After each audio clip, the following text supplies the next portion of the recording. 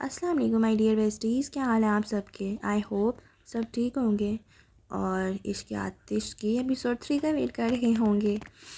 تو ایپیسوڈ 3 آ چکی ہے۔ ایپیسوڈ 2 میں لاسٹ میں یہ ہوا تھا نا، اس تصویر کو دیکھ رہی ہوتی ہے اور سوچ رہی ہوتی ہے کہ اس تصویر میں لڑکی ہے کون، اور دادا جان کی جو رائے ڈائری ہوتی ہے وہ اب وہ پڑھ رہی ہے۔ ٹھیک ہے، تو چلیے جی سٹارٹ کرتے ہیں۔ بسم اللہ الرحمن الرحیم۔ میاں جی نواب شاہ کے متون مل اور بااثر زمیندار تھے۔ بلند و بالا حویلی سمیت کئی ایکڑ پر پھیلی زرعی اراضی پشتوں سے ان کی خاندانی جاگیر کے طور پر ورثے میں ان کے حصے میں آئی تھی۔ بیگم حیات نہیں تھی، البتہ مرحومہ نے 2 اولادیں چھوڑی تھیں اور دونوں ہی بیٹے تھے، بڑے مظہر فاروقی اور چھوٹے اظہر فاروقی۔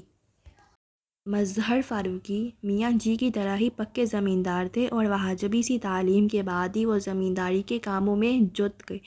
اظہر فاروقی کا مزاج تو زمیندارانہ تھا، مگر انہیں اپنے آبائی پیشے سے کوئی خاص شغف نہ تھا، اس کے بجائے انہیں تعلیم حاصل کرنے میں دلچسپی تھی۔ میاں جی کو بیٹے کا شوق پسند تھا اور ساتھ ہی وسائل کی بھی کوئی کمی نہیں تھی۔ انہوں نے اظہر فاروقی کو حصول تعلیم کے لیے بخوشی کراچی بھیج دیا، جو اس وقت تک ابھرتا ہوا چھوٹا سا شہر تھا۔ البتہ ہاسٹل کی رہائش انہیں پسند نہ تھی۔ جب تک اظہر فاروقی میٹرک کر کے کالج میں پہنچے تو انہوں نے کراچی میں ہی وسیع رقبے پر حویلی کی تعمیر مکمل کروا لی۔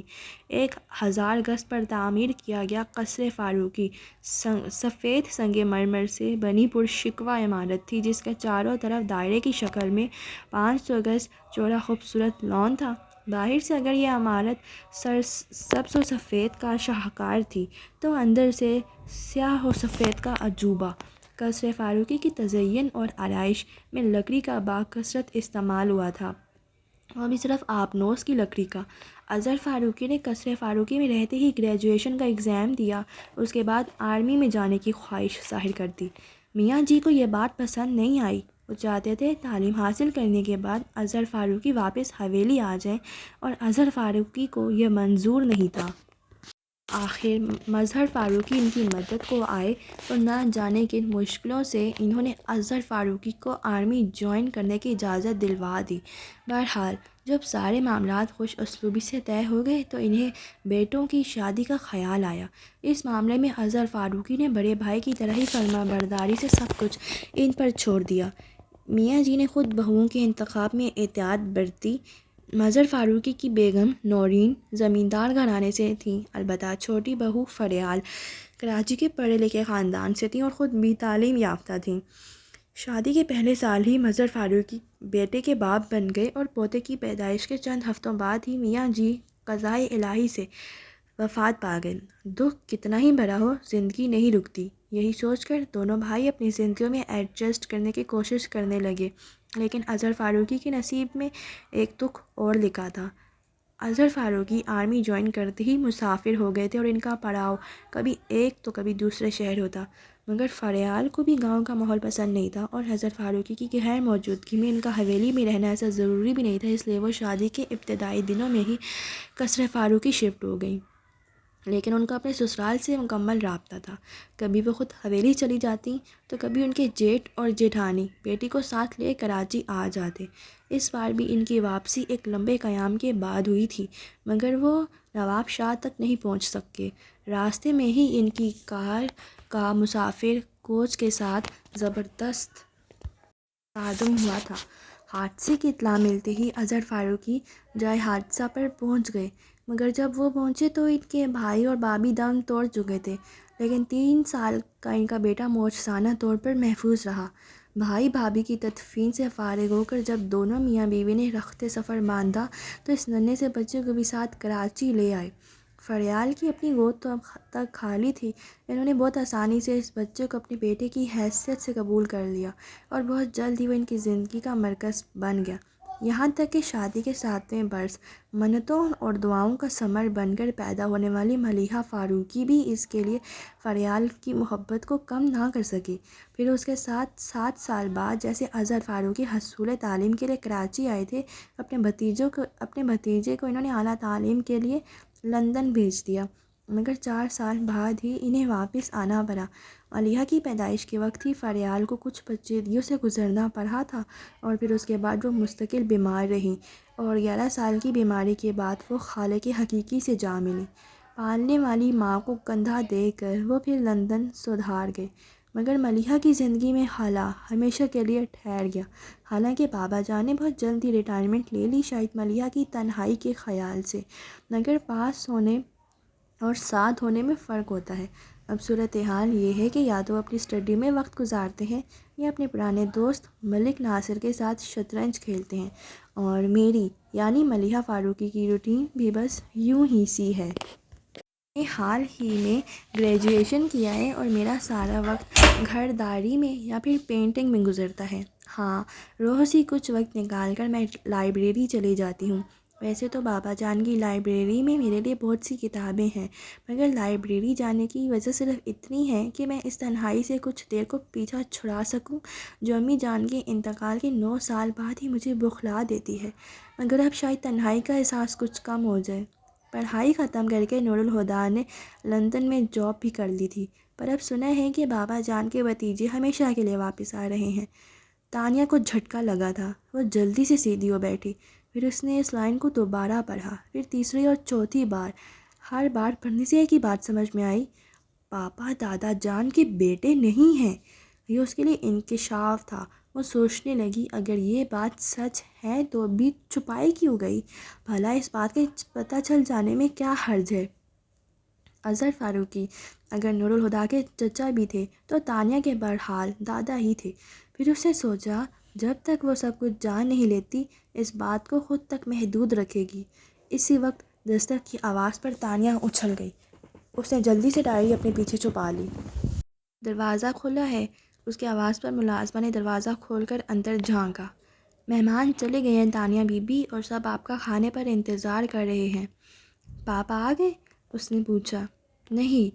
ٹھیک ہے، تم چلو، میں آتی ہوں۔ اس کے جانے کے بعد وہ ڈائری ہاتھ میں لے اٹھی اور چلتے ہوئے تصویر کے سامنے جا کھڑی ہوئی۔ مجھے شک سا ہو رہا ہے کہ ملیحہ فاروقی آپ ہی ہیں، اگر آپ ملیحہ ہیں تو یہ ڈائری بھی آپ نے ہی لکھی ہوگی۔ ہمیشہ سے میرا دل چاہتا تھا کہ میں آپ کے بارے میں کچھ جان پاؤں، اور اب یہ ڈائری مجھے آپ کے بارے میں کافی کچھ بتانے والی ہے۔ مگر گھبرائیے مت، پڑھ کر آپ کی ڈائری واپس کر دوں گی، اور اس میں جو بھی لکھا ہے وہ میرے اور آپ کے درمیان رہے گا، یہ میرا وعدہ ہے۔ وہ چپ ہوئی، پھر اپنی ہی حرکت پر ہنستی کمرے سے باہر آ گئی۔ اس نے ڈائری اپنے کمرے میں رکھی اور کھانا کھانے نیچے آ گئی۔ ڈائری پڑھنے کی جلدی میں اس نے ٹھیک سے کھانا بھی نہیں کھایا اور چند نوالے لے کر ہی اپنے کمرے میں آ گئی۔ کمرے میں آ کر اس نے لائٹ آن کی اور دروازہ لاک کر کے دراز میں سے ڈائری نکال کر بیڈ پر چڑھ کر بیٹھ گئی۔ ملیحہ لائبریری میں بیٹھی کتاب کے مطالعے میں غرق تھی کہ اسے اپنے چہرے پر کسی کی نگاہوں کی تپش محسوس ہوئی۔ اس نے سر اٹھا کر دیکھا، مگر کوئی بھی متوجہ نظر نہیں آیا، تو سر جھٹک کر واپس کتاب پر نظریں جما دیں، مگر کسی کی نظروں کا احساس بدستور تھا۔ وہ چڑ گئی۔ آج تیسرا دن تھا کہ وہ کتاب لے کر بیٹھتی اور کسی کی نظروں کی شدت اسے بے چین کرنے لگتی۔ 2 دن تک وہ اپنا وہم سمجھ کر نظر انداز کرتی رہی، مگر آج سچ مچ اسے غصہ آ گیا تھا۔ اس نے کتاب بند کی اور اپنے اطراف کا جائزہ لینا شروع کیا۔ اس کے بالکل سامنے ایک انکل اخبار پڑھ رہے تھے، مگر ان کی سفید داڑھی کا احترام کرتے ہوئے اس نے اپنے دائیں جانب چہرہ موڑ کر دیکھا۔ وہاں یونیورسٹی کے کچھ اسٹوڈنٹس بیٹھے کمبائنڈ اسٹڈی کر رہے تھے۔ وہ گروپ کے لڑکوں کو مشکوک نگاہوں سے دیکھنے لگی، مگر کسی نے بھی اس کی طرف نہیں دیکھا۔ تو اس نے دوسری طرف دیکھا، وہ کوئی لڑکی تھی، اور ظاہر ہے یہ حرکت وہ تو نہیں کرے گی۔ ہال میں کچھ اور لوگ بھی تھے، مگر ملیحہ نے کسی کو بھی اپنی طرف دیکھتے ہوئے نہیں دیکھا۔ کیا مصیبت ہے؟ اسے سخت بیزاری ہوئی۔ وہ دو دن سے یہی ہو رہا تھا۔ بیٹھے بٹھائے محسوس ہونے لگتا کہ کوئی اسے بہت توجہ سے دیکھ رہا ہے، مگر ڈھونڈنے پر کوئی نظر نہیں آتا، اور وہ غصے میں کھولتی گھر آ جاتی۔ اپنی طرف سے تو اس نے مسئلے کا یہ حل نکالا تھا کہ صبح کی بجائے شام کو آئی تھی اور اپنی مخصوص جگہ سے ہٹ کر بیٹھی تھی، مگر سامنے والا بھی کافی مستقل مزاج تھا۔ گھر کی تنہائی سے گھبرا کر وہ یہاں آتی تھی، پر اب لگ رہا تھا کہ اس نادیدہ مہربان کی وجہ سے یہ اکلوتی سرگرمی بھی ترک کرنی پڑے گی۔ انگوٹھی اور کتاب گھر جا کر پڑھنے کے خیال سے ایشو کرواتی باہر آ گئی۔ ایکسکیوز می مس۔ وہ پتھر کی چوڑی سیڑھیاں اتر رہی تھی جب کوئی اس کے پیچھے سے بولا تھا۔ وہ رک کر پلٹی تو دیکھا سانولے رنگ کا ایک لڑکا بلیک پینٹ شرٹ پہنے اس کی طرف آ رہا تھا۔ جی؟ وہ قریب آ گیا تو ملیحہ نے کہا، اور اس جی کے جواب میں اس نے جو کہا اسے سن کر ملیحہ کا جی چاہا اس کا سر پھاڑ دے۔ بے فکری سے ماتھے پر آئے کالے بادلوں کو ایک ہاتھ سے ہٹاتے ہوئے وہ بڑے عام سے انداز میں بولا تھا، آپ مجھ سے شادی کریں گی؟ ملیحہ کو پہلے تو لگا اسے سننے میں غلطی ہوئی ہے، پھر اسے گھور کر دیکھنے ہوئے کچھ کہنا چاہا، مگر پھر اپنا ارادہ ترک کر کے وہ پلٹی اور سیڑھیاں اترنے لگی۔ وہ بھی ساتھ ہو لیا۔ دیکھیے، نہ تو میں آپ سے مزاح کر رہا ہوں اور نہ میرا ارادہ فلرٹ کرنے کا ہے، میں پوری سنجیدگی سے آپ کو پرپوز کر رہا ہوں۔ ہو سکتا ہے آپ کو یہ سب عجیب لگ رہا ہو، مگر میں ریکویسٹ کرتا ہوں کہ پلیز سوچ کر جواب دیجیے گا۔ مجھے جواب جاننے کی کوئی جلدی نہیں ہے۔ آپ چاہیں تو کل جواب دیں، پرسوں دیں، ایک ہفتے بعد، ایک سال بعد، 10 سال بعد، یا چاہے قیامت کے دن، میں یہیں لائبریری میں آپ کے جواب کا انتظار کروں گا۔ ملیحہ نے پہلے تو اپنے قدموں کی رفتار تیز کی، پھر کانوں پر ہاتھ رکھ لیے اور آخر میں اس نے دوڑ لگا دی۔ دوڑتے ہوئے اسے احساس ہوا کہ اس کی آواز آنی بند ہو گئی ہے، تو اس نے رک کر ڈرتے ڈرتے پلٹ کر دیکھا۔ دور تک سڑک سنسان تھی۔ اسے اطمینان ہوا، بھاگتے ہوئے سانس پھول گیا تھا۔ وہ وہیں سڑک کے کنارے فٹ پاتھ پر بیٹھ کر سانس درست کرنے لگی۔ بدتمیز، کمینہ، لوفر کہیں گا، کہتے ہیں شادی کرے گا، ایسا ماروں گی کہ شادی بربادی سب بھول جائے گا۔ ایڈیٹ، جب آپ لینے آ گیا بد تہذیب انسان، آئے گا تو آتا رہے، میں تو اب مر کر بھی ادھر کا نہ رک کروں۔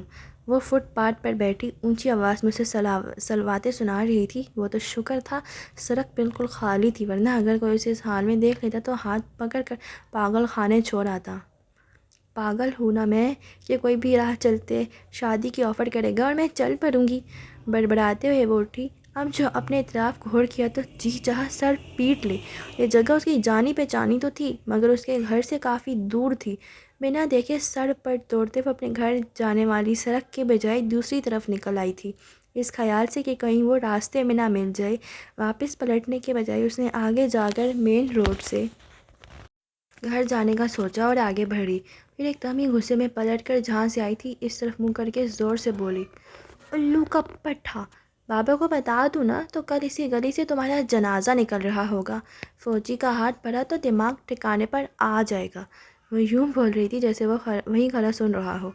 وہ سارے راستے بگتے چھکتے گھر پہنچی تو اظہر فاروقی لان میں ہی مل گئے۔ وہ تو سیدھی اندر جانے والی تھی، پر انہیں اپنی طرف آتے دیکھ کر وہ ان کی طرف بڑھی۔ السلام علیکم بابا جان۔ وعلیکم السلام، آج تم نے کچھ زیادہ ہی دیر کر دی۔ ان کی بات پر اس نے بے ساختہ کلائی پر بندھی گھڑی کی طرف دیکھا۔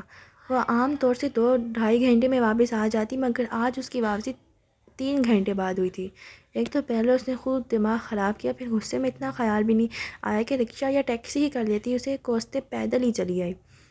ایک پاگل جو مل گیا تھا، پھر دیر کیسے نہ ہوتی۔ وہ آہستہ سے بولی، کیا کہہ رہی ہو؟ اس کے ہونٹ ہلتے دیکھ کر انہوں نے پوچھا۔ کچھ نہیں، آپ میرا انتظار کر رہے تھے تو کچھ کام تھا؟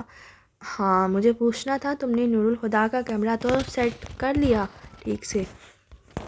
کتنی بار پوچھیں گے، اس نے دل میں کہا، پر ان کی تشویق کرنے کے خیال سے بولی، آپ بے فکر رہیں بابا جان، میں نے ان کے کمرے کی ہر چیز خود اپنے ہاتھوں سے سیٹ کی ہے۔ پھر ان کے پاس سے ہٹ کر وہ کچن کے سامنے سے گزرتی پچھلی طرف کے ہال میں آ گئی۔ ہال کی سیڑھیوں ایک ایک کر کے چڑھتی وہ اپنے کمرے میں آئی۔ یہ کمرہ بہت کھلا اور کافی بڑا تھا، اور آرائشی لڑیوں کی مدد سے کمرے کو 2 حصوں میں تقسیم کیا گیا تھا۔ ایک طرف کا حصہ بیڈ روم تھا، جس میں وارڈروب بھی ساتھ ہی جوڑا گیا تھا۔ وارڈروب کے ایک طرف اٹیچ باتھ روم تھا۔ بیڈ کی بائیں کی طرف تھوڑا ہٹ کر صوفہ سیٹ رکھا تھا، جس کے درمیان میں درمیانے سائز کا ٹیبل بھی موجود تھا۔ دوسرا حصہ آرٹ اسٹوڈیو کا لک دے رہا تھا۔ سامنے کی دیوار پر لکڑی کا لمبا سا ریک مناسب اونچائی پر دیوار سے جوڑا گیا تھا، جس پر کچھ کینوس سوکھنے کے لیے رکھے تھے۔ کچھ کینوس دیوار کے ساتھ بھی رکھے تھے۔ ایک طرف رائٹنگ ٹیبل کے ساتھ کرسی رکھی تھی۔ ایک گول اونچا ٹیبل بھی تھا جس پر کلر ٹیوبس اور پینٹنگ برش رکھے تھے۔ پاس ہی ایزل بھی موجود تھا۔ کمرے میں بالکنی بھی تھی، جس کی چھت سے ملیحہ نے ڈھیر سارے ونڈ چائمز لٹکا رکھے تھے۔ بالکنی میں موجود جھولے سے بھی اس نے چھوٹی چھوٹی گھنٹیاں باندھ رکھی تھیں۔ ملیحہ کو ان ملی جلی آوازوں کا مدھم سریلا شور بہت پسند تھا۔ اکثر چاندنی راتوں میں وہ جھولے میں لیٹی ان آوازوں کو سنتی رہتی۔ یہ کمرہ تو کشادہ تو تھا، اس کی ایک اور خصوصیت یہ تھی کہ یہ باقی گھر سے منسلک ہوتے ہوئے بھی کافی الگ تھا، اور اسی وجہ سے ملیحہ نے اسے اپنے لیے منتخب کیا تھا کہ وہ یہاں یکسوئی سے اپنا کام کر سکتی تھی۔ ملیحہ نے کتاب ٹیبل پر رکھی اور فریش ہونے کے لیے باتھ روم میں چلی گئی۔ منہ ہاتھ دھو کر وہ تولیے سے خشک کرتی ایزل کے سامنے آ کھڑی ہوئی۔ یہ کینوس اس نے کافی دن پہلے شروع کیا تھا، مگر ابھی تک آسمان کا کچھ حصہ اور ایک سوکھا درخت ہی پینٹ کر پائی تھی۔ اس نے سوچا آج اس کینوس کو ضرور مکمل کر لے گی۔ اس نے ٹرے میں کلر مکس کر کے برش پر لگایا اور کینوس پر کچھ اسٹروک لگا کر اسے ہاتھ روک لیا۔ پتہ نہیں کیوں اس کا ذہن یکسو نہیں ہو پا رہا تھا۔ اس نے ایک بار اور کوشش کی، مگر ذہن اب بھی بٹا ہوا تھا۔ اس نے محسوس کیا کہ کوئی چیز اسے ڈسٹرب کر رہی ہے، شاید وہ ونڈ چائمز کی آواز۔ اس نے سوچا اور اٹھی۔ بالکنی کی سلائڈنگ گلاس ڈور کو بند کر کے وہ مطمئن سی ہوتی کرسی گھسیٹ کر ایزل کے سامنے آرام سے بیٹھ گئی، مگر اب کمرے کی خاموشی اسے چبھنے لگی تھی۔ وہ چڑ سی گئی۔ اسی ماحول میں وہ گھنٹوں کینوس پر کام کیا کرتی تھی، مگر آج وہ اپنا ذہن تک نہیں بنا پا رہی تھی۔ تنگ آ کر اس نے برش رکھا اور کچن میں آ گئی۔ سامنے کچن ٹیبل کے ساتھ رکھے اسٹول پر چڑھا اس کا ہم عمر دبلا پتلا سا بہادر سلاد کاٹ رہا تھا۔ تم؟ وہ اسے دیکھ کر حیرت سے بولی۔ گل بانو کہاں ہے؟ اماں کی طبیعت ٹھیک نہیں ہے تو آج کھانا میں نے بنایا ہے۔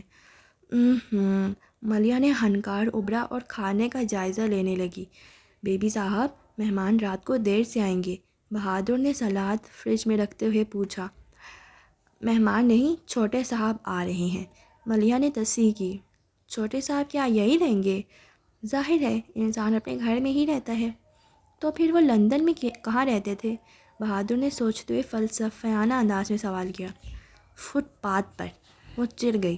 تم کیا ناشتے میں کوے کھاتے ہو؟ جب دیکھو زبان چلتی رہتی ہے، ذرا دیر کو چپ نہیں رہا جا سکتا۔ بہادر کی شکل بتا رہی تھی کہ اسے ملیحہ کا ڈانٹنا بالکل اچھا نہیں لگا تھا، مگر ملیحہ نے پرواہ کیے بغیر مزید کہا، اگر رائتہ بنا چکے ہو تو ٹیبل پر کھانا لگا دو اور بابا جان سے بھی کہہ دو کھانا تیار ہے۔ ٹھیک ہے جی، وہ روٹھے روٹھے انداز میں بول کر برتن لگانے لگا۔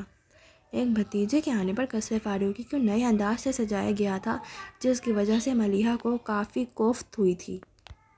ملیحہ چاولوں کی ڈش ٹیبل پر رکھ رہی تھی کہ بہادر آ کر بولا، کرنل صاحب کہہ رہے ہیں وہ کھانا چھوٹے صاحب کے ساتھ کھائیں گے۔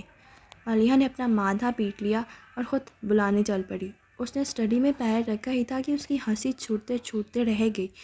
ہمیشہ کی طرح سفید براق کرتا شلوار میں کالے رنگ کے سادہ سے چپل پیروں میں ڈالے، سنہرے فریم کے اینک لگائے وہ سامنے کرسی پر اٹینشن بیٹھے تھے اور نظریں وال کلاک پر جمی تھیں۔ وہ آگے بڑھی اور چلتے ہوئے ان کے پاس فرش پر بیٹھ کر اپنا ہاتھ ان کے گھٹنے پر رکھا۔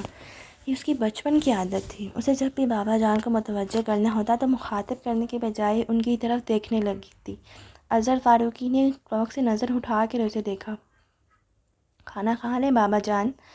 آج تو کھانا نور الہدیٰ کے ساتھ ہی کھاؤں گا، تم جا کر کھا لو۔ بابا جان ان کی فلائٹ 11 بجے لینڈ کرے گی اور گھر آنے تک 1:30 بج جائیں گے۔ اتنی رات کو آنے کے بعد وہ صبح کے ناشتے سے پہلے نہیں کھائیں گے۔ مجھے کھانا نہیں کھانا۔ انہیں ملیحہ کی بات صحیح لگی تھی، پھر بھی کھانے کے لیے نہیں مانے تو ملیحہ نے پھر اصرار کیا، تھوڑا سا کھا لیں، آپ جانتے ہیں مجھے اکیلے کھانا کھانا پسند نہیں۔ کھانا کھانے کے لیے بھوک کا لگنا ضروری ہے، کسی کا ساتھ ہونا نہیں۔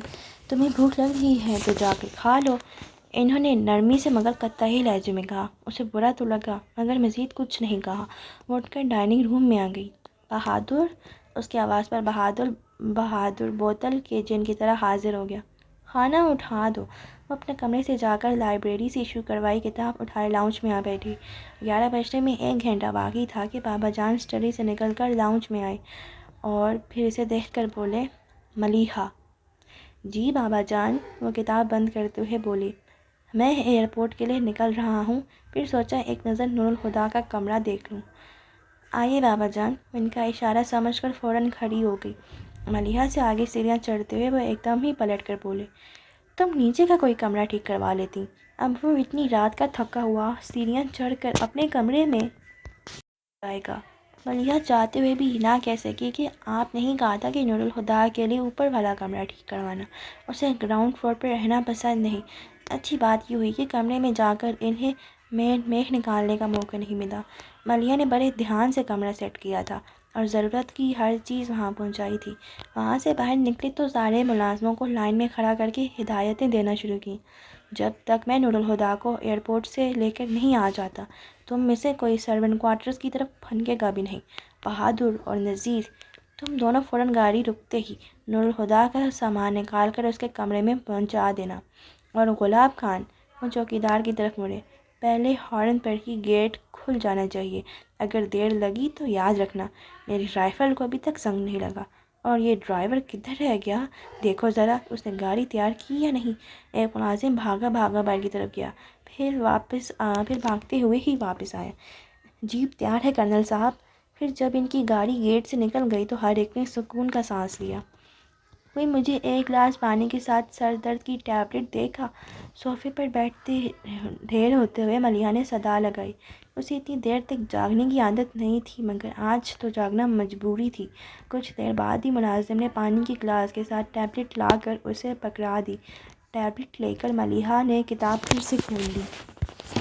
1 بجتے ہی ملیحہ کی نظر وال کلاک سے جیسے چپک گئی تھی۔ اس کا خیال تھا کہ 1:30 بجے تک تو ہر حال میں وہ لوگ آ جائیں گے، مگر 2 بجے، پھر 2:30، پھر 2:45 اور تنگ آ کر 3 بجے ملیحہ نے ایئرپورٹ انکوائری کا نمبر ملا دیا۔ پتہ چلا فلائٹ 3 گھنٹے لیٹ تھی، اور یہ سوچنا بیکار ہے کہ بابا جان مجھے فون کر کے اطلاع دیتے۔ ریسیور رکھتے ہوئے اس نے خود سے کہا۔ پھر بہادر اور نذیر کے علاوہ اس نے سب نوکروں کو سرونٹ کوارٹر میں بھیج دیا اور خود لاؤنج میں آ کر سنگل صوفے پر بیٹھ گئی۔ جہاں وہ بیٹھی تھی وہاں سے مین انٹرنس بالکل اس کی نظر کے سامنے تھی۔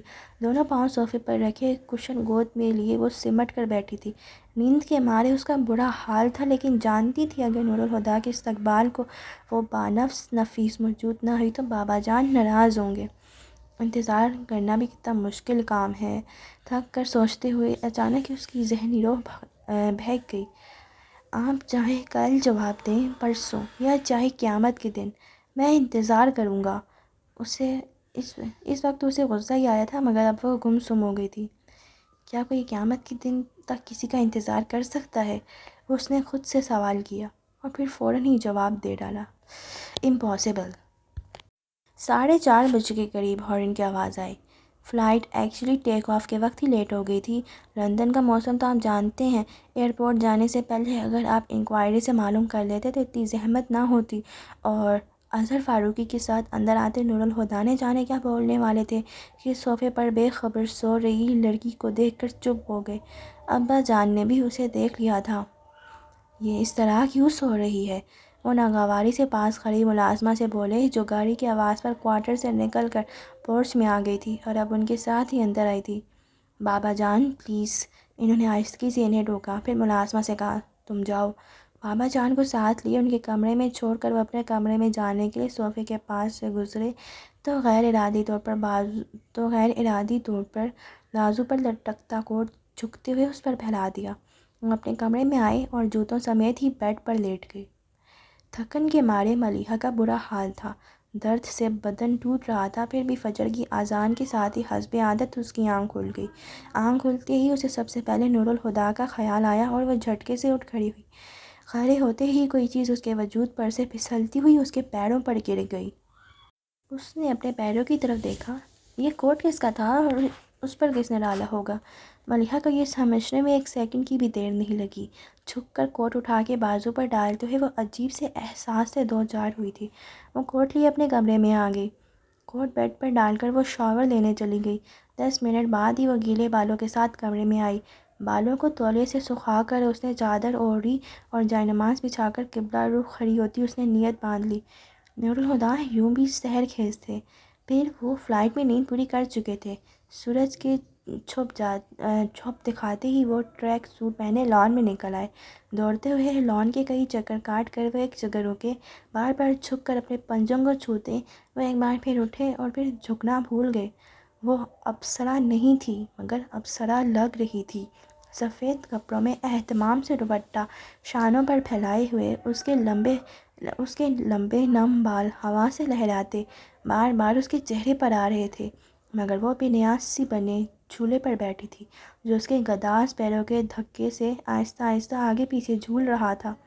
وہ سر اٹھائے بڑی محبت سے آسمان کو دیکھ رہی تھی کہ تبھی سورج کا راستہ روکے بادل ایک دم سے کھسکا اور اس کا وجود کرنوں کی زد میں آ گیا۔ وہ ہنس پڑی اور ہنستے ہوئے اس نے یوں ہی اپنا سر جھکایا تو نظر ٹریک سوٹ پہنے بت کی طرح ساخت کھڑے شخص پر پڑی۔ وہ جھجک گئی اور اس وقت نور الہدیٰ کی وہاں موجودگی کی توقع نہیں کر رہی تھی۔ اس نے اپنے آپ ہی سوچ لیا تھا کہ رات گئے آنے والا دن چڑھے تک تھکن اتارتا رہے گا۔ اٹھی اور گھوم کر کمرے میں چلی گئی۔ Moon light in sun light amazing, وہ آہستہ سے بڑبڑائے۔ وہ بال سمیٹ کر کچن میں آ گئی۔ فٹافٹ اورنج جوس نکال کر اس نے جگ میں ڈالا اور جگ گلاس سمیت ٹرے میں رکھ کے بہادر کو تھما کر لان میں بھیجا۔ پھر اپنے ناشتے کی ٹرے تیار کر کے وہ کچن سے نکلنے والی تھی کہ نور الہدیٰ جوس کا گلاس ہاتھ میں لے کچن کے دروازے سے اندر آ گئے۔ ہیلو ملیحہ، اسے دیکھ کر اپنا ہاتھ آگے بڑھاتے وہ بولے تو ملیحہ نروس ہو گئی کہ ان سے ہاتھ ملائے یا نہیں۔ اسی گھبراہٹ میں وہ ان کے ہیلو کا جواب نہیں دے سکی تو وہ غیر ارادی طور پر اپنا ہاتھ نیچے کر کے اس کی طرف جھک کر بولے، آئی ایم رونگ۔ اس بار وہ اعتماد سے مسکرائے، نوٹ انڈیڈ۔ پھر ان کے ہاتھ میں پکڑے آدھے خالی گلاس کو دیکھ کر بولی، اور چاہیے؟ نو تھینکس۔ ملیحہ سمجھ نہیں پا رہی تھی کہ ان سے کس انداز میں بات کرے، اس لیے بات کرنے سے بچنے کی خاطر وہ ٹرے اٹھائے ان کے برابر سے گزر کر آگے بڑھ گئی، مگر اگلے ہی قدم پر اسے رک جانا پڑا۔ میں 15 منٹ میں نہا کر آتا ہوں، تب تک آپ میرا ناشتہ تیار کر لیں۔ کوئی خاص اہتمام کرنے کی ضرورت نہیں، بس جو باقی گھر والے لیتے ہیں، البتہ چائے اسٹرانگ ہونی چاہیے۔ گلبانو کو ہدایات دے کر وہ پلٹے تو ملیحہ کو دیکھتے ہی ان کے منہ سے نکلا، واٹ ہیپنڈ؟ اس نے بھی فوراً سے جواب دیا، نتھنگ۔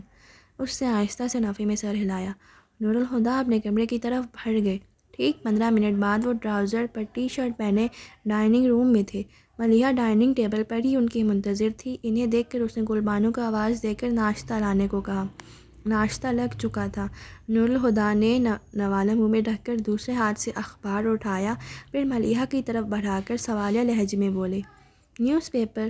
ملیحہ نے ناشتے سے دھیان ہٹا کر ان کے ہاتھ کی طرف دیکھا اور مسکرا کر بولی، میں ناشتے کے وقت اخبار نہیں پڑھتی۔ کیوں؟ وہ یوں ہی پوچھنے لگے۔ کیونکہ اخباروں میں ایسی خوفناک خبریں چھپتی ہیں کہ پڑھ کر بھوک ہی اڑ جائے۔ سچ کہا۔ بولتے ہوئے انہوں نے اخبار کھولا اور پڑھنے لگے۔ ناشتہ ختم ہونے تک وہ اخبار بھی ختم کر چکے تھے۔ نیپکن سے ہاتھ صاف کر کے انہوں نے اخبار کو طے کر کے رکھا اور اپنے لیے چائے نکالتے ہوئے اس سے بولے، چائے لوگی؟ میں چائے کم پیتی ہوں، دن میں صرف 1 کپ، وہ بھی شام میں۔ وہ بھی ناشتہ کر چکی تھی۔ نیپکن سے ہاتھ صاف کرتے بولی، پھر اخبار اٹھاتے اس نے بہادر کو آواز دی۔ بہادر کو بھی جیسے پتہ تھا کہ آواز کیوں دی گئی ہے۔ وہ دوسرے ہی لمحے جوس کا گلاس لیے آ پہنچا۔ تم لوگوں نے ناشتہ کر لیا؟ گلاس اس کے ہاتھ سے لے کر اس نے پوچھا۔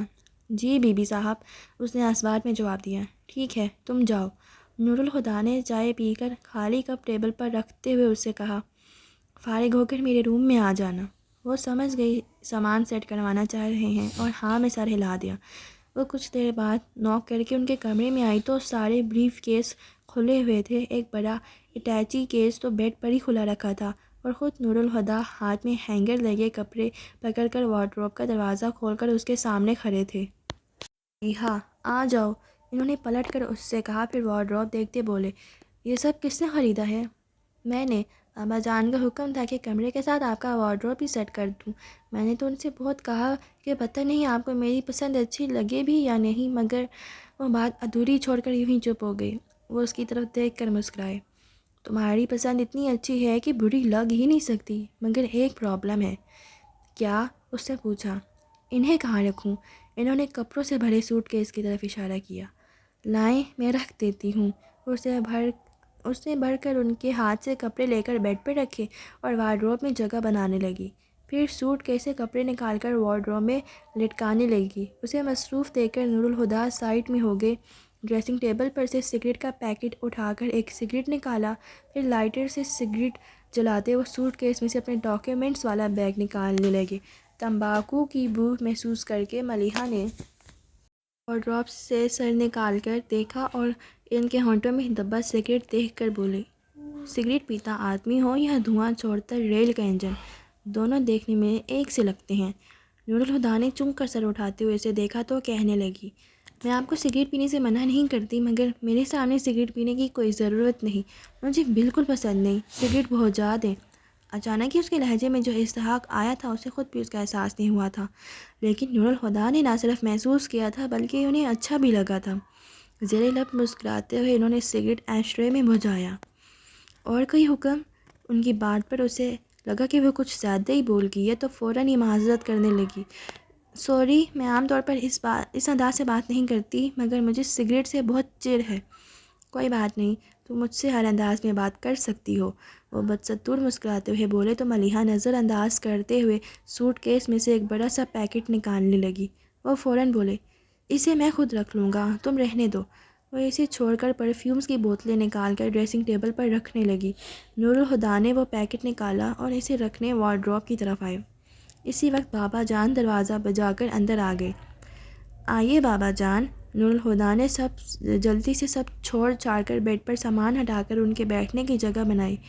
کیا بات ہے، تم اتنی صبح جاگ گئے، نیند نہیں آئی؟ تو آ گئی، پر آنکھ جلدی کھل گئی، فلائٹ میں سوتا رہا تھا شاید اس لیے۔ اب آگے کیا ارادہ ہے، کیا جاب کرو گے؟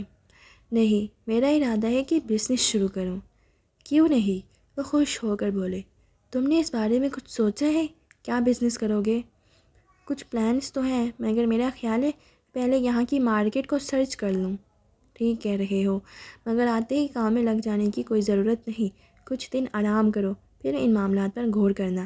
ویسے اب تم آ گئے ہو تو ساری ذمہ داریاں بھی تمہیں ہی اٹھانی ہوں گی، سفر کی تھکان اتار لو، پھر میں تمہیں زمینوں کا حساب کتاب بھی سمجھا دوں گا، بلکہ اگلی بار نواب شاہ جاتے ہوئے میں تمہیں بھی ساتھ لے جاؤں گا۔ بابا جان پلیز، زمینداری وغیرہ سے مجھے کوئی دلچسپی نہیں، ویسے تو میں آپ کے ساتھ جا سکتا ہوں اور جاؤں گا بھی، لیکن حساب کتاب والا معاملہ آپ اپنے ہاتھ میں ہی رکھیں۔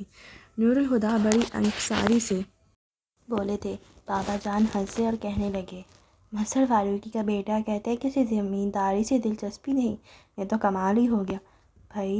بھائی جی پکے زمیندار تھے، میاں جی کی زندگی میں ہی فصلوں کی بوائی کٹائی کا کام انہوں نے اپنے ذمے لے لیا تھا، پھر وہ اچانک ہی سنجیدہ ہو گئے۔ دلچسپی کی بات ہے، تم نے مجھے بھی زمینداری سے دلچسپی نہیں تھی اور نہ ہے۔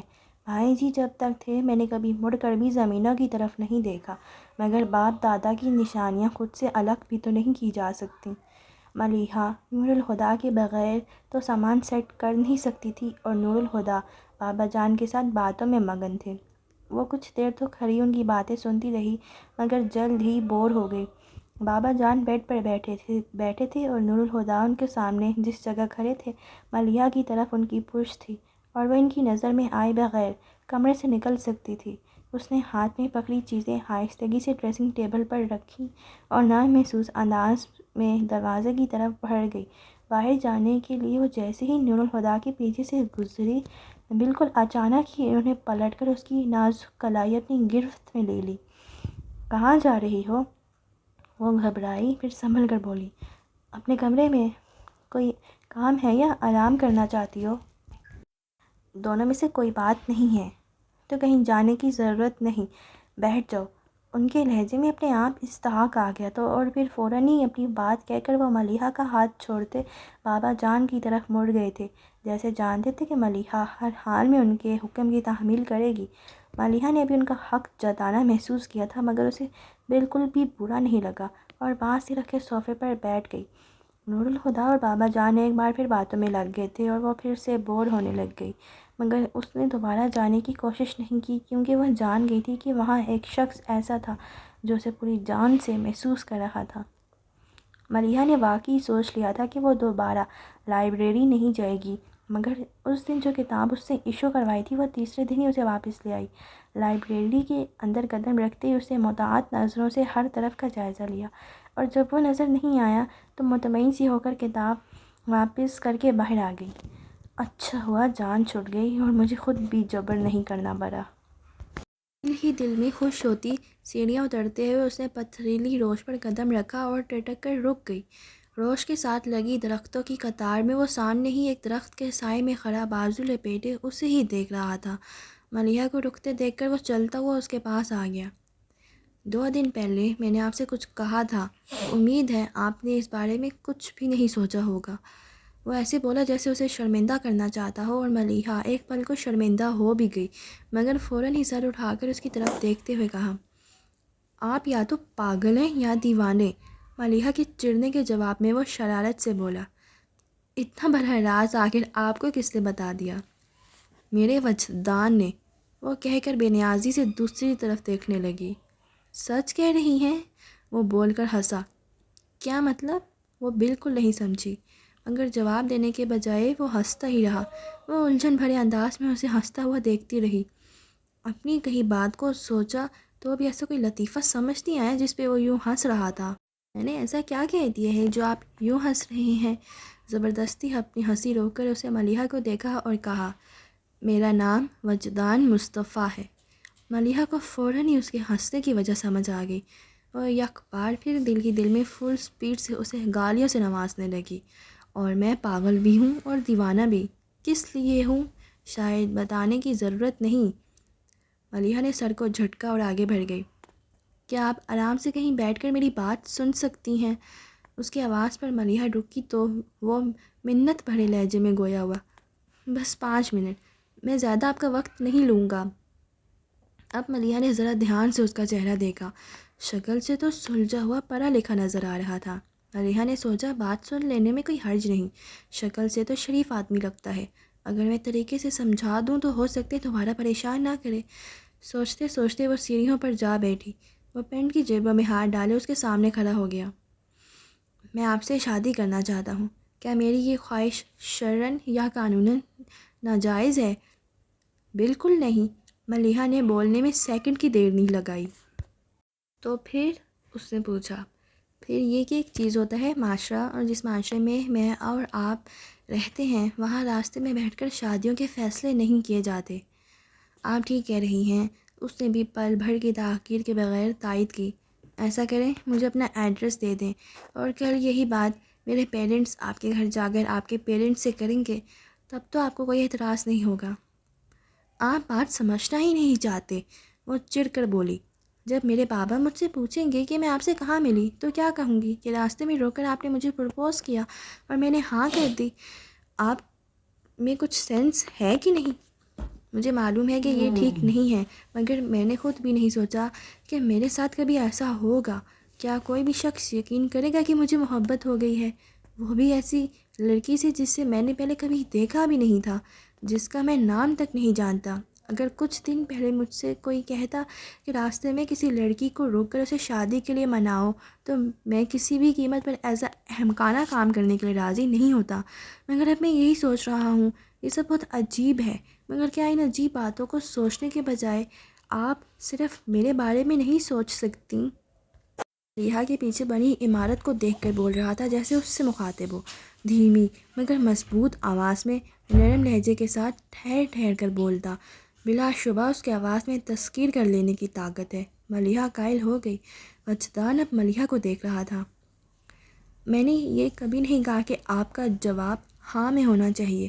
وہ ایک پل کو رکا، پھر بولا، آپ اگر چاہیں تو انکار بھی کر سکتی ہیں، آپ کو حق ہے، بس اتنی سی درخواست ہے کہ کوئی فیصلہ کرنے سے پہلے بس ایک بارے میں سوچ لیجئے گا۔ میری زندگی آپ کے فیصلے سے جڑی ہے۔ بھلا میں کسی اجنبی کے بارے میں کیوں سوچوں؟ وہ بے مروتی سے بولی۔ اجنبی ہی صحیح، مگر کیا آپ اپنے 24 گھنٹوں میں سے ایک پل بھی مجھے نہیں دے سکتی؟ وہ اس طرح سے بولا کہ ملیحہ نے گھڑبڑا کر سر ہی چکا لیا، تو وہ پسمردگی سے مسکرایا۔ اور میں نے اپنے دن رات آپ کو دے دیے ہیں، نہ میں آپ کے سوا کچھ سوچ سکتا ہوں، نہ آپ کے سوا کچھ سوچنا چاہتا ہوں۔ بہت چاہت ہے میں نے کہ آپ کی چاہت نہ کروں، مگر اب کر بیٹھا ہوں تو مجھے خود پر کوئی اختیار ہی نہیں رہا۔ نہ جانے وہ کیا کشش ہے جو مجھے آپ کی طرف کھینچتی ہے اور میں کھینچا چلا آتا ہوں۔ ملیحہ نے سر اٹھا کر دیکھا تو وہ سر جھکائے سرگوشیاں کر رہا تھا، مگر یہ سرگوشیاں بھی اتنی واضح تو تھیں کہ اس کے کان کی لوہیں سرخ ہو گئیں۔ مجھے اس کی بات ماننی ہی نہیں چاہیے تھی۔ اب اسے اپنی غلطی کا احساس ہو رہا تھا۔ اس نے سوچا اٹھ کر بھاگ جائے، مگر وجدان سامنے ہی کھڑا تھا۔ اگر ہاتھ پکڑ کر روک لیا تو وہ اسکن کلر کے سوٹ پر اوڑھے میرون دوپٹے کا کونا مٹھی میں جکڑے فرار کے امکانات پر غور کر رہی تھی کہ تبھی وجدان ناراضگی سے بولا، آپ ہمیشہ یہی کرتی ہیں نا؟ کیا؟ بے ساختہ وہ بولی، یہی کہ جب بات آپ کے فیصلے کی آئی تو فرار کی راہیں ڈھونڈ لیں۔ یہ کیا کہہ رہا ہے؟ اس نے گھبرا کر سوچا۔ میں جو بھی کہہ رہا ہوں ٹھیک کہہ رہا ہوں۔ وہ جیسے ملیحہ کی سوچ کو سن رہا تھا۔ آپ فیصلہ کرنے سے ڈرتی ہیں۔ فیصلہ تو پھر بھی بڑی چیز ہے، آپ کو تو رائے کا اظہار بھی مشکل لگتا ہوگا۔ میری کوئی رائے ہو تو اظہار بھی کروں، وہ نڈوٹھے پن سے دل میں بولی، اور یہ تو ناممکن ہے کہ آپ کی کوئی رائے ہی نہ ہو۔ ملیحہ نے چونک کر اسے دیکھا۔ آپ کے پاس دماغ ہے، سوچ سکتی ہیں تو رائے بھی رکھتی ہوں گی۔ ہاں، یہ الگ بات ہے کہ آپ اپنی سوچ کو ہی چھپا لیں جس طرح اپنے جذبات چھپا لیتی ہیں۔ اب یہ تو کوئی نہیں کہہ سکتا کہ آپ کے جذبات ہی نہ ہوں۔ جب محسوسات ہیں تو جذبات اپنے آپ ہی ابھر آئیں گے۔ چلو، اگر ہوں بھی تو کسی کو کیا پرواہ۔ ایک اور تلخ سی سوچ ابھری۔ کسی اور کو نہ صحیح، آپ کو تو اپنے جذبات کی پرواہ کرنی چاہیے۔ اور آسان سے سمجھا رہا تھا، جذبات ہی تو روح کا عکس ہوتے ہیں، اور انسان کی شناخت محض وجود سے نہیں کی جا سکتی۔ پتہ نہیں کیوں، لیکن مجھے لگتا ہے کہ آپ نے خود کو محدود کر لیا ہے۔ اپنی ذات کے گرد کھینچے اس حصار کو توڑ ڈالیے، کیونکہ کوئی اور تو شاید اس حصار کو پار کر ہی لے، مگر آپ خود اس حصار کو پار نہیں کر پائیں گی۔ ملیحہ کو اپنے سامنے کھڑے شخص سے خوف آنے لگا تھا۔ شاعر نے کہا تھا، میرا بھی چہرہ پر میرے بھی حالات بتا۔ ملیحہ نے تو ایسی کوئی فرمائش نہیں کی تھی، مگر وجدان اتنی فرصت سے اسے پڑھ رہا تھا جیسے خاص طور پر اسی کام سے آیا ہو۔ وہ گھبرا کر کھڑی ہو گئی۔ یہ میرے بارے میں اتنا کچھ کیسے جانتا ہے؟ کیا میرے چہرے پر لکھا ہے؟ سوچتے ہوئے غیر محسوس انداز میں ملیحہ نے اپنے چہرے کو چھوا۔ وجدان سے اس کی یہ حرکت بھی چھپی نہیں رہ سکی۔ وہ مسکراتا ہوا بولا، آپ کا چہرہ آپ کا دوست ہے، یہ آپ کے بارے میں کسی کو نہیں بتاتا۔ خاموش دیکھ کر وہ کہنے لگا، پوچھیں گی نہیں مجھے آپ کے بارے میں یہ سب کس نے بتایا ہے؟ وہ ابھی خاموش رہی تو وجدان نے جھک کر اس کی آنکھوں میں دیکھا۔ آپ کی آنکھوں نے، آپ جتنا چپ رہتی ہیں یہ اتنا ہی بولتی ہیں، بس سننے والا ہونا چاہیے۔ ملیحہ نے فوراً ہی پلکیں گرا لیں تو وہ اس کی گھبراہٹ کو محسوس کر کے بات بدل گیا۔ آپ نے مجھے لائبریری میں ہر طرف تلاش کیا، اگر بیلکنی میں دیکھ لیتی تو آپ کی تلاش ختم ہو جاتی۔ ملیحہ کو یاد آیا کہ لائبریری میں بیلکنی بھی تھی، اور اس دن اس نے وجدان کی تلاش میں ہر طرف دیکھا تھا، لیکن بیلکنی کی طرف اس کا دھیان ہی نہیں گیا تھا۔ آپ کتاب پڑھا کرتی، اور میں آپ کو ایک بات کہوں، میں نے آپ سے پہلے کبھی کسی کو نہیں پڑھا، اور آپ کو تو لگتا ہے حفظ کر لیا ہے، مگر کیا آپ کو پتہ ہے کہ آپ کی آنکھوں سے آپ کی روح تک سیدھا راستہ ہے؟ آپ کی اٹھتی گرتی پلکوں کو دیکھتے ہوئے میں وہ راستہ کھو جایا ہوں۔ اب آپ چاہے کچھ بھی کر لیں، مگر مجھے خود تک پہنچنے سے روک نہیں پائیں گی۔ وہ چیلنج نہیں کر رہا تھا، مگر ملیحہ کو اتنا ہی برا لگا۔ اتنا سب کچھ کہنے کے باوجود آپ مجھے سمجھا نہیں سکے کہ آخر میں آپ سے شادی کیوں کروں گی؟ نہیں، وہ کہنے لگا، پوچھنا ہے تو یہ پوچھیں کہ میں آپ سے شادی کیوں کروں گا؟ وہ ملیحہ کی آنکھوں میں جھانکتا 2 قدم آگے آ گیا۔ اس کی سیاہ مقناطیسی آنکھوں کی کشش نے ملیحہ کو گم سم سا کر دیا تھا۔ کیوں؟ وہ اتنی ہلکی آواز میں بولی کہ وجدان نے شاید سنی بھی نہ ہوگی، کیونکہ جب سے میں نے آپ کو حس کیا ہے خود کو بھول گیا ہوں۔ جب وہ جان گئی تھی کہ اس کے لہجے میں تذکیر کر لینے کی طاقت ہے تو یہ کیوں نہ مانی کہ اسے تذکیر کرنے آیا تھا۔ وہ لاؤنج میں آئی اور بنا کسی طرف دیکھے سیدھے اپنے کمرے میں جانے کے لیے دوسرے دروازے کی طرف بڑھ گئی۔ ملیحہ! اپنا نام سن کر وہ پلٹی۔ لاؤنج کے صوفوں پر بابا جان اور ملک ناصر آمنے سامنے بیٹھے تھے، اور ٹیبل پر شطرنج کی بساط بچھی تھی۔ بیٹی ذرا ہمارے پاس تو آؤ، اسے آواز دینے والے ملک ناصر اب اسے بلا رہے تھے۔ پاس جا کر اس نے سلام کیا، جس کا جواب دے کر وہ اس کے سر پر ہاتھ رکھتے ہوئے بولے، جیتی رہو، ادھر بیٹھو میرے پاس۔ انہوں نے ہاتھ پکڑ کر اسے اپنے ساتھ بٹھا لیا۔ کہاں سے آ رہی ہو؟ لائبریری سے۔ پر اتنی گمسم کیوں ہو؟ نہیں انکل، آپ کو یوں ہی لگ رہا ہے، اس نے تردید کرنا چاہی۔ یوں ہی تو نہیں، کچھ الجھی ہوئی تو ہو۔ بیٹی، ہم نے تو سوچا تھا کہ نور الہدیٰ آ جائے گا تو ہماری گڑیا بھی ہنسنا بولنا سیکھ جائے گی، پر لگتا ہے ابھی تک بھائی سے دوستی نہیں ہوئی۔ ابھی نور الہدا کو آئے بس 2 دن ہی تو ہوئے ہیں، اتنی جلدی کیا دوستی ہوگی؟ اس کی طرف سے بابا جان بولے۔ یہ بات بھی صحیح ہے، وہ ہنسے تھے۔ ملک انکل میں جاؤں؟ موقع دیکھتے ہی اس نے پوچھا۔ انہوں نے فوراً اجازت دے دی۔ ہاں بیٹی جاؤ۔ وہ اٹھنے لگی تو اظہر فاروقی نے اس سے کہا، ملیحہ چائے بھجوا دینا اور ذرا جلدی۔ جی بابا جان۔ وہاں سے اٹھ کر کچن کی طرف سے گزرتے اس نے بہادر کو چائے کا کہا اور اپنے کمرے کی طرف آ گئی۔ نیچے سے ہی دیکھ چکی تھی کہ اس کے کمرے کے دروازے کے دونوں پارٹ پورے کھلے تھے۔ وہ حیران ہوتی کمرے میں آئی تو اس نے نور الہدا کو اپنے اسٹوڈیو میں دیکھا۔ وہ اسی طرف چل پڑی۔ نور الہدا ایک کینوس ہاتھ میں پکڑے دیکھ رہے تھے۔ آہٹ پر اس کی طرف دیکھ کر مسکرائے۔ ملیحہ کو بالکل توقع نہیں تھی کہ وہ اس کی غیر موجودگی میں اس کے کمرے میں آ جائیں گے، مگر انہیں جیسے پرواہ ہی نہیں تھی۔ کہنے لگے، تم نے بتایا ہی نہیں تم پینٹنگ کرتی ہو، اور نہ کبھی بابا جان نے ذکر کیا۔ یہ بات برائے بات تھی، وہ بھلا جواب میں کیا کہتی؟ وہ بھی جواب کے لیے نہیں رکے۔ ویسے تمہیں پینٹر بنانے میں میرا بڑا ہاتھ ہے۔ وہ کیسے؟ یوں ہی اس نے پوچھا۔ وہ کینوس رکھ کر اس کی طرف مڑے۔ وہ ایسے کہ میری اسکول کی کاپیوں کتابوں پر تم نے جی بھر کے پریکٹس کی ہے۔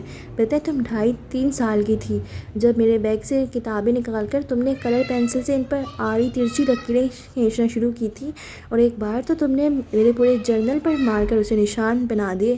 ٹیچر سے ڈانٹ تو پڑی ہی، ساتھ میں سزا بھی ملی تھی، اور پورا جرنل جو دوبارہ بنانا پڑا تھا وہ الگ۔ اتنے سالوں بعد بچپن کی ایک حرکت پر وہ شرمندہ ہو گئی۔ ہاں مجھے یاد ہے، امی نے بھی مجھے بہت ڈانٹا تھا، مگر غلطی پوری طرح سے میری نہیں تھی۔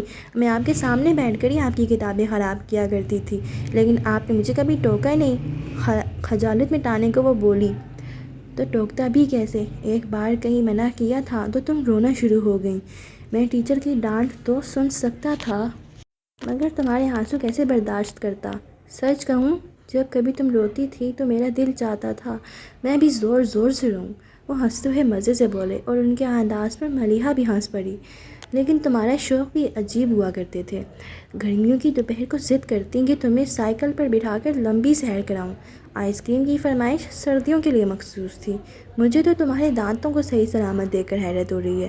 بچپن میں تم جس رفتار سے کینڈیز اور چاکلیٹس کھاتی تھی کہ مجھے یقین تھا بڑے ہونے تک تمہارے منہ میں ایک دانت بھی نہیں بچے گا۔ اور یاد ہے کس طرح تم میرے کندھوں پر چڑھ کر کہانی سننی ہے کی رٹ لگاتی تھی۔ بچے رات کو سونے سے پہلے کہانی سنانے کی فرمائش کرتے ہیں، لیکن تمہیں صبح جاگنے کے بعد کہانی سننے میں مزہ آتا تھا۔ ہاں یاد ہے۔